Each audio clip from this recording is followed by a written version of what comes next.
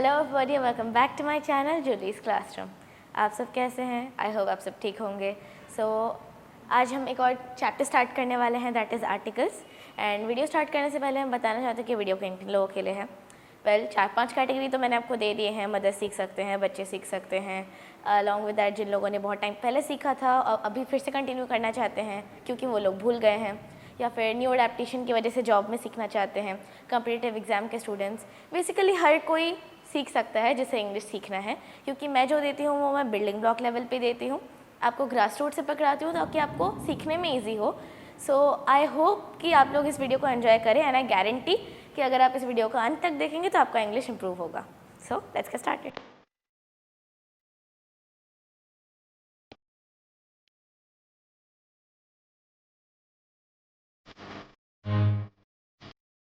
अभी मैं करंटली पढ़ाना स्टार्ट करने वाली थी बट लाइन चली गई क्योंकि बाहर बारिश हो रही है। मैं रिस्क लेके पढ़ाना स्टार्ट कर रही थी।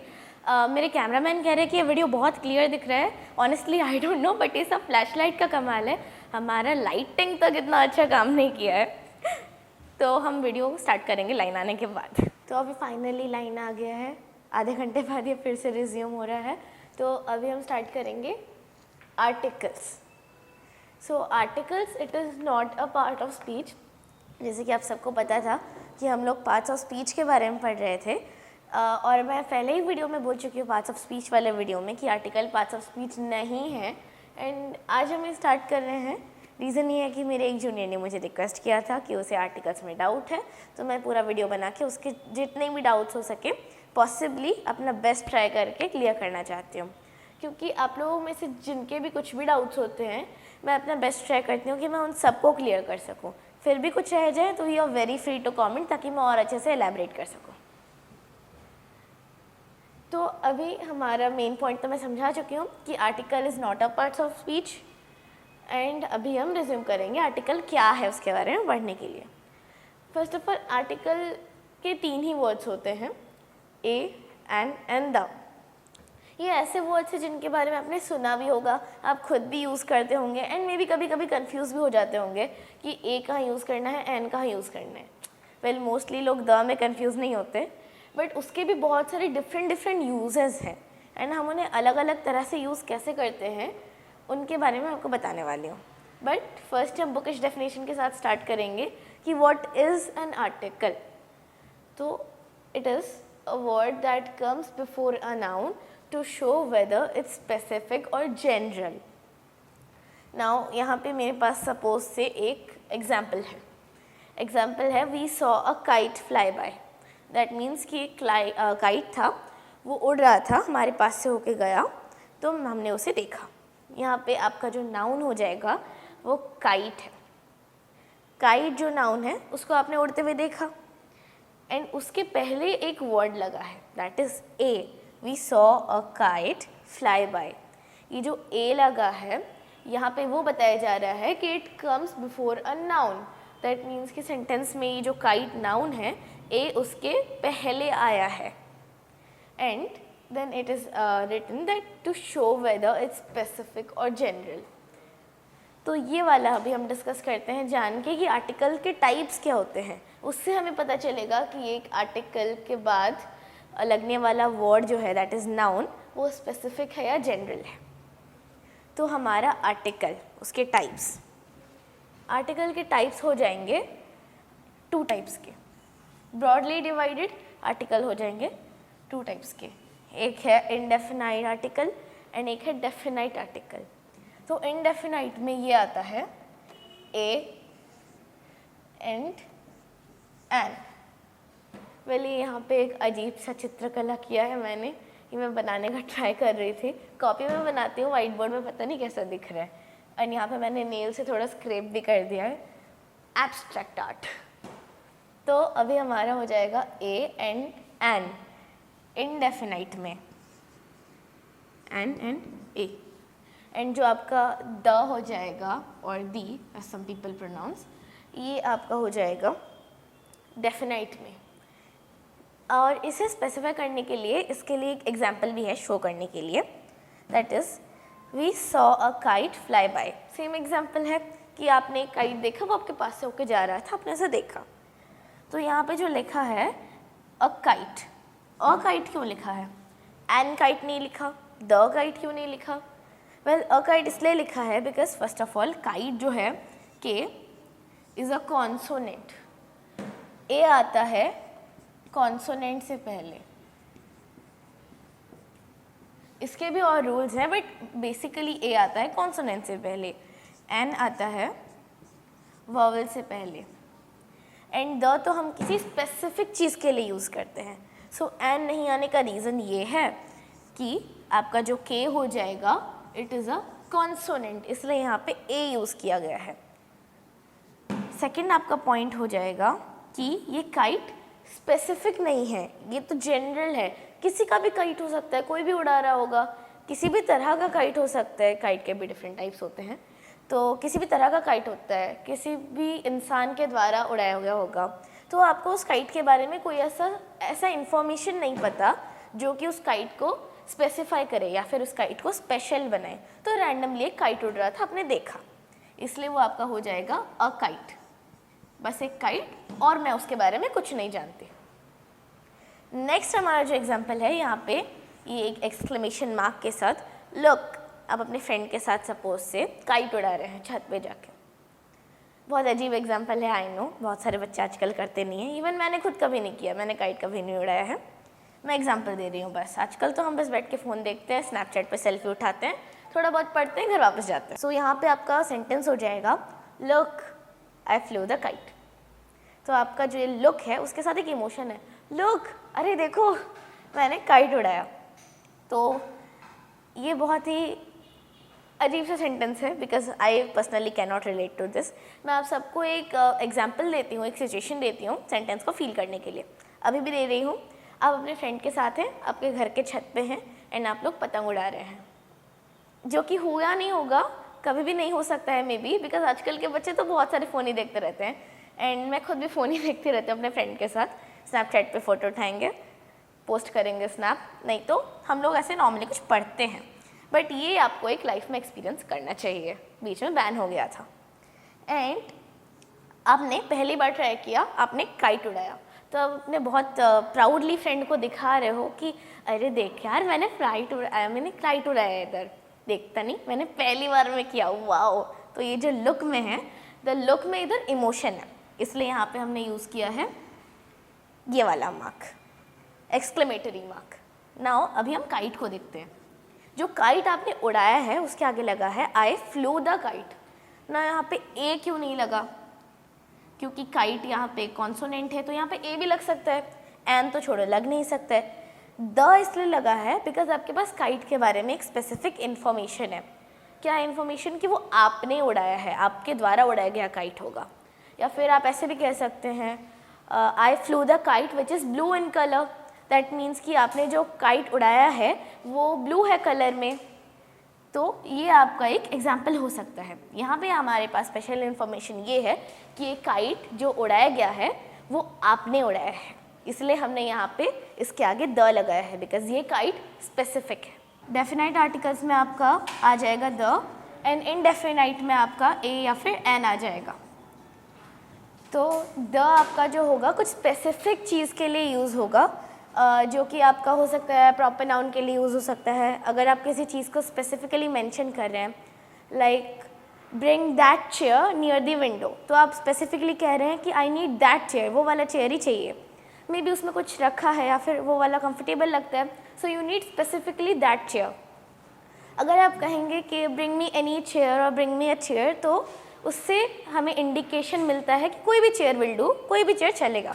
But that chair specifically bring me the chair near the window, that means कि वो चेयर स्पेशल है एंड आपको वही चाहिए। ए एंड एन का मतलब है कोई भी, एनीथिंग इज ओके। वो आपका हो जाएगा डेफिनाइट एंड इनडेफिनाइट। तो अभी हम बिगिन करेंगे यूजर्स के साथ। So what are the users of a and an? That is हमारा इनडेफिनाइट आर्टिकल्स। उसमें आपका फर्स्ट यूज़ आ जाएगा या फिर आपका नॉर्मल बेसिक रूल आ जाएगा, बिफोर काउंटेबल्स इन सिंगुलर नंबर। जो आप काउंट कर सकते हैं, अनकाउंटेबल नहीं, which thing is countable. Suppose से आप लेंगे a glass of milk. Now milk is a liquid and हम मिल्क को तो काउंट नहीं कर सकते, वो अलग बात है। सम पीपल विल से हम एक एक बूंद गिनेंगे, नहीं, दैट इज़ नॉट पॉसिबल। लेकिन अगर हम लेंगे suppose say rice even is to some extent uncountable, क्योंकि उसके बहुत स्मॉल पार्टिकल्स होते हैं। Sugar even is some extent uncountable, तो हम उसे भी कभी कभी काउंट नहीं कर सकते। व्हाट इज़ काउंटेबल इज़ बड़ी बड़ी चीज़ें जिन्हें हम काउंट कर सकते हैं। Suppose say let's take a ball, and ball मेरे माइंड में इसलिए आया बिकॉज कल मेरी बहन मुझे पढ़ा रही थी फिज़िक्स, एंड वो मुझे बोल रही है फिज़िक्स फ्रिक्शन हो रहा है, a ball is going down the slope. अब तू बोलेगी फ्रिक्शन हो रहा है कैसे, बिना मूवमेंट के रुक जा रहा है, हाँ वो फ्रिक्शन है, तो वो मुझे पढ़ा रही थी। So let's take a ball. अगर आपके पास सपोज से आप क्रिकेट खेल रहे हैं and your friend is saying bring 2 balls, तो वो आपके सामने एक नंबर लगा रहे हैं कि आपको 2 बॉल लाने हैं। एक से हम खेलेंगे, अगर सपोज से पड़ोसी का विंडो टूट गया उस बॉल से, तो दूसरे वाले से खेलेंगे, बिकॉज वहाँ पे खड़ूस अंकल रहते हैं, लेके आना रिस्क है। तो ब्रिंग 2 बॉल्स वो काउंटेबल होता है, जिसके सामने हम नंबर लगा सकते हैं या फिर ए या फिर एन का उपयोग कर सकते हैं, यूज़ कर सकते हैं। नाउ हमारा जो काउंटेबल होगा, जो भी आपका वर्ड हो जाएगा, नाउन हो जाएगा, उसका क्या है, एक उसका भी रूल है कि वो किससे बिगिन होना चाहिए, वो आपका कॉन्सोनेंट से बिगिन होना चाहिए ना। उसमें भी एक फॉल्ट है, कॉन्सोनेंट साउंड। मैंने लिखा होगा कॉन्सोनेंट साउंड, तो आप कहेंगे हाँ जलीशा कॉन्सोनेंट तो कॉन्सोनेंट ना, व्हाट इज साउंड, वो कैसे बीच में आता है, तो हम वो देखेंगे आगे के एग्जाम्पल्स में। अभी हम स्टार्ट करते हैं। हमारा हो जाएगा सपोज से बॉय। ना ये आपको पता होगा, सारे लेटर्स जो हैं आपके कैटेगराइज किए गए हैं वॉवल्स एंड कॉन्सोनेंट्स में। वाई आपका एक स्पेशल लेटर है, व्हेन नीडेड वॉवल बन सकता है, इफ नॉट नीडेड वो कॉन्सोनेंट ही है, अगर ज़रूरत नहीं है तो वो कॉन्सोनेंट है। नाउ अगर आपका ये बॉय देखा जाए जो बी से बिगिन होता है, बी एक कॉन्सोनेंट है, वेल रीजनेबल कि ये ए से बिगिन होता है बिकॉज बी एक कॉन्सोनेंट है। दूसरा वाला अ ट्री अगर देखा जाए तो टी भी कॉन्सोनेंट है, तो वो ए के साथ आता है। नाउ एन एग, एन का यूज़ हो जाएगा, वॉल के साथ यूज़ होगा, ए आपका कॉन्सोनेंट के साथ यूज़ होगा, तो वो आपका यहाँ पे आ रहा है एन एग, दैट इज़ ई के साथ, तो ई भी आपका एक वॉल हो जाएगा। या फिर लेट्स टेक एन ऑक्स, वो आपका ओ के साथ आ रहा है, O is also a vowel, but यहाँ से आपका बिगन होता है द डिफ़िकल्ट पार्ट। नाउ हमारा ये इंग्लिश ओलंपियाड में रिसेंटली मैंने सिल्वर जोन का इंग्लिश ओलंपियाड दिया था, अच्छा रैंक आया था मेरी क्लास में। सो इट वाज एक क्वेश्चन आया था उसमें, यूनिवर्सिटी के साथ कौन सा आर्टिकल लगेगा, मैंने वहाँ से ये क्वेश्चन पिक किया है। यूनिवर्सिटी के साथ ए लगेगा या फिर एन लगेगा, ये हमारा क्वेश्चन था। सब लोगों ने एन कहा था, but I said a. Now let me discuss the reason. अगर आपने देखा होगा आर्टिकल्स में a and an, this is a very important part. People perceive, बच्चे सोच लेते हैं कि ए लिखा है मतलब इट इज़ कॉन्सोनेंट, एन लिखा है मतलब ये आपका हो जाएगा वॉल, बट नहीं, एक्चुअल डेफिनेशन में आपका नहीं लिखा है कि a is equal to consonant, an is equal to vowel. वो लिखा है दिस साउंड, इनिशियल साउंड पे फोकस करो, बेसिकली इनिशियल पे फोकस करो। आपका जो इनिशियल साउंड होगा, जो आपका वर्ड बिगन होता है, वो स्टार्टिंग लेटर उसके साउंड के ऊपर डिपेंड करता है कि ए लगेगा या एन लगेगा। अगर हम क्लियरली यूनिवर्सिटी को प्रोनाउंस करेंगे, so it is a university. अगर हम यू से एक और वर्ड लेंगे, सपोज से यू से हम ले लेते हैं अम्ब्रेला, तो उसका साउंड आ रहा है अम्ब्रेला, दैट इज़ ए का साउंड आ रहा है, अ का साउंड आ रहा है उधर, सो दैट इज़ ए का sound, so it is umbrella. अगर हम यूनिवर्सिटी को लेंगे तो उसमें एक डिफरेंस है, यहाँ पे यू का साउंड आ रहा है। Now what does you mean? You को अगर हम लिखेंगे प्रोनाउंसिएशन में, लाइक मैंने इसे गूगल करके देखा था, यू का अगर हम प्रोनाउंसिएशन देखेंगे तो ये वाई से बिगिन हो रहा है। वाई में अगर हम डबल ओ लगा दें तो उसका प्रोनाउंसिएशन आता है यू, एंड यूनिवर्सिटी जो वर्ड है वो बिगिन होता है यू प्रोनाउंसिएशन से। So that makes it a consonant sound because pronunciation तो वाई से स्टार्ट हो रहा है, इसलिए यहाँ पे स्टार्टिंग में ए लगेगा. So what we need to focus on is the initial sound. इस पे फोकस करेंगे हम rather than consonant and vowel पे जाने की जगह. वेल ये कॉन्सोनेंट एंड वावल वाला कॉन्सेप्ट मैंने पढ़ाया था मेरे क्लासमेट्स को. फिर उन्होंने कहा कि ये वीडियो बनने लायक है, तो हम वीडियो बना रहे हैं. नाउ वन मोर लुक, मैंने 1 कहा, अभी हमारा 1 वाला एग्जाम्पल आया है. अ 1 रुपी नोट. आजकल तो मैंने नहीं देखा है, उतना दिखना बंद हो गया है, वो बनना भी बंद हो गया है. लेकिन आई थिंक मेरे एक रिलेटिव के पास 1 रुपी नोट था, अच्छा दिखता था. तो अभी हम डिस्कस करते हैं. 1 रुपी नोट, ये 1 साउंड कहाँ से आ रहा है? 1 का साउंड एक्चुअली जो ओ का साउंड है वो ओ जैसा नहीं लग रहा है. Suppose say let's take orange. Orange अगर हम लेंगे, अम्ब्रेला या फिर ऑरेंज, वो आपको ए के साउंड्स देते हैं. दैट्स वाई वो आपके वॉल में कैटेगराइज किए गए हैं. जैसे कि हम कहते हैं एन ऑरेंज. बट अगर हम सपोज से लेंगे 1 रुपी नोट, तो 1 व, तो आपका जो व आ रहा है वो आपका W साउंड से आ रहा है. व, it is not a, it is व. तो अगर जो आपका व साउंड आ रहा है that means it's W. W के जैसे साउंड प्रोनाउंस किया जा रहा है. तो अगर हम इनिशियल पे जाएंगे तो इसे 1 नहीं कहेंगे, हम इनिशियल में इसे 1 कहेंगे या फिर 1 कह सकते हैं. 1 जो कहा जाता है कि अगर suppose say you are in a competition.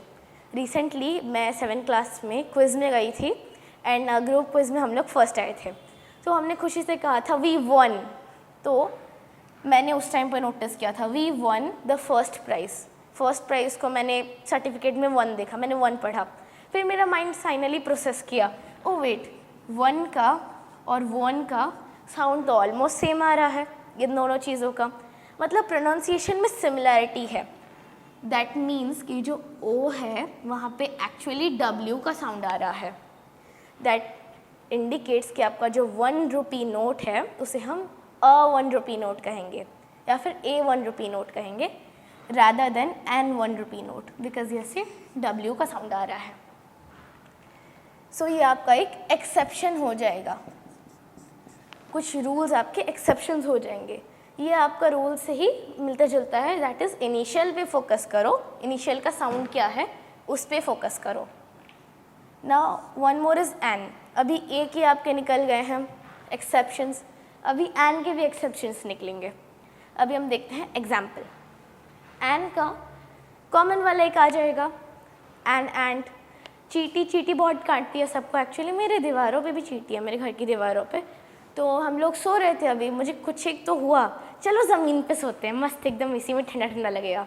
तो मेरी बहन और मैं ज़मीन पे रगड़ रहे थे, हम लोग सो रहे थे बेसिकली. एंड वहाँ पे जो चींटी सडनली चबाया, शायद से छोटा चींटी था वो लाल वाला, बहुत चुभता है. तो उसमें से मैंने ये इंस्पिरेशन ले लिया, एन एंट, ये वाला एग्जाम्पल लेते हैं. उसके बाद एक्स. हमारे बेसिक वर्ड्स हैं. ए से क्या स्टार्ट होता है? एक्स, एप्पल, एंट. सारे बच्चों को पूछने से आ जाता है. बट हमने एयरप्लेन सीखा था. उस टाइम में मुझे बहुत कन्फ्यूज़न होता था, एरोप्लेन या फिर एयरप्लेन. वेल, एयरप्लेन आपका अमेरिकन हो जाएगा एंड एरोप्लेन आपका ब्रिटिश हो जाएगा. सो एंट एंड एक्स. ये आपका जो एक्स है ये आपका कुल्हाड़ी होता है. पेड़ काटने के लिए कुल्हाड़ी यूज़ होता है, उसे हम एक्स कहते हैं. तो इसके सामने आपका लगेगा एन. बट यहाँ पे भी एक्सेप्शंस मिल जाते हैं अकॉर्डिंग टू द रूल. अभी हम देखते हैं एन आर. इसके लिए मैं एक फ़नी सा एग्जांपल देती हूँ. हम लोगों का शायद से, sorry bio ma'am, I am so sorry, but हमारा बायो चल रहा था एंड बहुत बहुत बोरिंग पढ़ा रही थी मैम उस टाइम पे, पता नहीं क्यों. हाँ, दैट्स बिकॉज रिसेस अभी ख़त्म हुआ था, सब खा पी के मस्त चिल बैठे हुए थे, किसी को पढ़ने का मन नहीं था. तो वहाँ पे हमारा 5 मिनट था but it felt like an hour. हमारा 5 मिनट बाकी था but it felt like an hour. तो यहाँ पे हम आर के सामने क्यों यूज़ कर रहे हैं एन?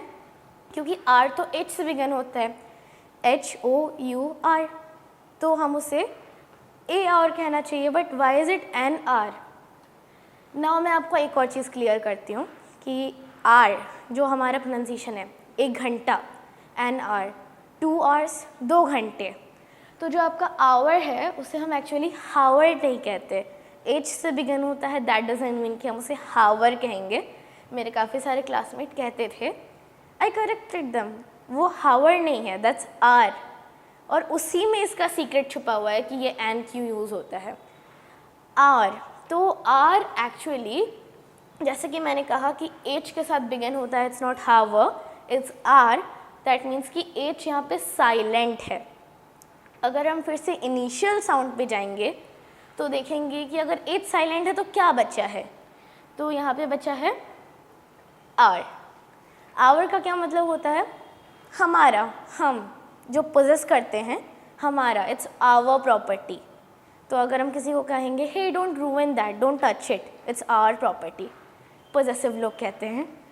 तो ये जो आपका हो जाएगा, ये आपका प्रोनाउंस होता है आर, दैट मीन्स हमारा।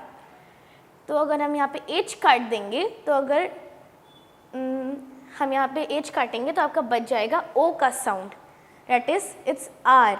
तो आर की जगह पे अगर हम एन यूज़ करेंगे साउंड के साथ, जो कि ओ के साउंड के साथ, तो इट इज़ राइट, क्योंकि यहाँ पे एच साइलेंट है। तो जितना भी हो वो हमारा टाइम है, 5 minute is an hour, and वो आर मिस्टेक है कि हम इतना ठूस के बैठे हुए थे और क्लास पे फोकस नहीं कर रहे थे। करना चाहिए, लेकिन वो मैंने ट्यूशन में पढ़ रखा था ऑलरेडी, इसलिए मैं थोड़ा सा चिल थी। तो हम नेक्स्ट चलते हैं, बिगिन करते हैं एन पे। N honourable man, N honourable man, ठीक है। अभी काफ़ी सारे लोग स्कूल गए होंगे, स्कूल में स्पीच दिए होंगे। अभी मैं भी एक लंबा सा स्पीच देने वाली हूँ। तो जब भी हम स्कूल में एक स्पीच बिगन करते थे, मेरी मम्मी ने मुझे रिसेंटली गाइड किया था मेरे फेयरवेल के लिए, तो मैम को एक स्पीच सुना के आना, जयश्री मैम को मैं सुनाने गई थी। तो वहाँ पे मम्मी ने बिगन किया था my honourable principal ma'am, honourable vice principal ma'am, my honourable teachers, dear teachers, respected teachers, जो भी हम कह सकते हैं, my dear friends and loving juniors. मेरा स्पीच ऐसा स्टार्ट होने वाला था। ऑनरेबल, तो इसका मतलब है जिन्हें हम ऑनर करेंगे, जिसे हम आदर करेंगे, दैट ऑनरेबल मैन। बट हमारी प्रिंसिपल मैम थी, so it is honourable women.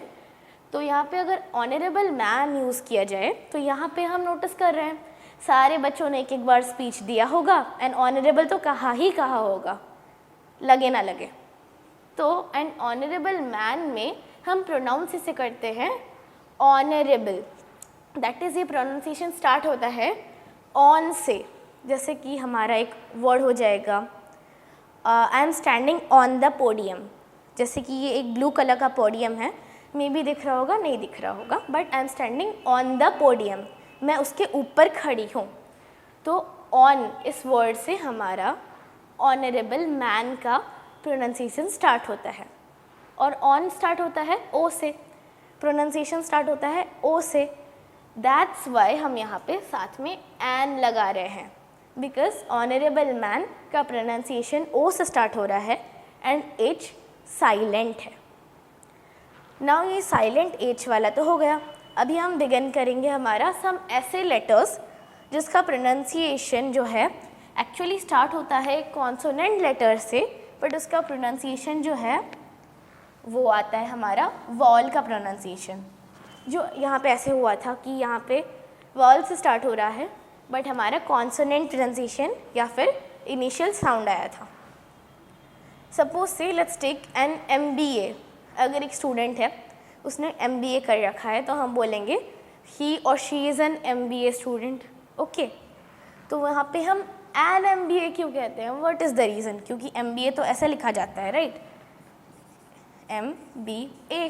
तो अगर हम इसे टेक्निकली देखें तो हमें AMBA कहना चाहिए। Why is it an MBA, because MBA जो वर्ड है ये स्टार्ट होता है M प्रोनाउंसिएशन से। दैट इज़ अगर हम कहेंगे emperor, emperor means a very great king, अगर किंग की बात की जाए एम्परर, तो ये वैसा साउंड कर रहा है, एम्परर टाइप का साउंड आ रहा है, दैट इज़ E से साउंड स्टार्ट हो रहा है। तो जब हम MBA कहेंगे तो हम एन यूज़ करेंगे, बिकॉज ये प्रोनाउंसिएशन E से स्टार्ट हो रहा है M का। Now one more example is an NGO। Recently हमारे स्कूल में 7th क्लास में डोनेट किया गया था एक NGO को, बच्चों के लिए बहुत कुछ डोनेट किया गया था। I was a badge holder, मैं न्यूटन हाउस की कैप्टन थी, तो मुझे जाना चाहिए था बट मैं वेकेशन पे थी, मैं नहीं जा पाई। Very sadly I regretted that so much, मैं रो रही थी बहुत। तो मैंने कुछ कुछ कंट्रीब्यूशन दिया था, सारे स्टूडेंट ने कुछ कुछ कंट्रीब्यूशन दिया था, ब्लैंकेट, बेडशीट्स, पिलोज़, और या फिर खाने के लिए कुछ, या फिर सब मनी तो देना बहुत लाइक छोटे बच्चों के लिए may be it was not possible 7th class में, बट हमने अपने belongings and old clothes donate किए थे। तो उसमें हमने एक NGO को डोनेट किया था। नाउ हमारे मैम ने कहा था students please donate something, we need to submit it और give it to an NGO। Now मैं तो मैम की बात बहुत डीपली सुन रही थी। I thought why an NGO, NGO तो NGO होता है, फिर उसे तो हम ANGO कहेंगे, NGO एन NGO क्यों है। सो फिर मैंने रिसर्च किया, गूगल जिंदाबाद। तो वहाँ से मेरे रिसर्च से मुझे आइडिया आया कि नहीं, एक्चुअली NGO जो वर्ड है उसमें N का प्रोनाउंसिएशन EN से स्टार्ट हो रहा है, रादर देन हमारा जो N एक्चुअल वर्ड है। सपोज से हम कहेंगे नेट। मम्मी को इससे सुन के आइडिया आ गया होगा बिकॉज नेट मेरे फेवरेट बुक का एक बहुत इम्पॉर्टेंट कैरेक्टर है। तो अगर हम नेट कहेंगे, नेट किसी का नाम हो सकता है, नेट कहेंगे तो वो नेट जो साउंड आ रहा है वो नेट आ रहा है, या फिर नेस्ट वो आ जाएगा आपका नेस्ट। लेकिन जो N आ रहा है NGO उसमें E का साउंड आ रहा है ENNGO, इसलिए हम उसे कहेंगे एन NGO। सो आज हमने फिनिश किया हमारा आर्टिकल्स A एंड N तक। फर्स्ट हमने पढ़ा definite and indefinite article, definite the है and indefinite A and N है। उसके बाद हमने A एंड N को कहाँ यूज़ करते हैं, कैसे यूज़ करते हैं, और उनके कुछ यूजेस में एक्सेप्शन के बारे में पढ़ा। नाउ इसके 2 पार्ट्स में रिलीज़ करने वाले हैं हम लोग, बिकॉज फर्स्ट पार्ट आपका हो जाएगा इंडेफिनाइट एंड सेकेंड पार्ट हो जाएगा आपका डेफिनाइट। द के थोड़े रूल्स बड़े हैं, दैट्स वाई हम 2 पार्ट्स में रिलीज़ कर रहे हैं। नाउ अगर आपको इस वीडियो से कुछ सीखने को मिला होगा तो वीडियो को वर्ल्ड वाइड शेयर कीजिए, चैनल को सब्सक्राइब कीजिए एंड वीडियो को लाइक कीजिए। Thank you.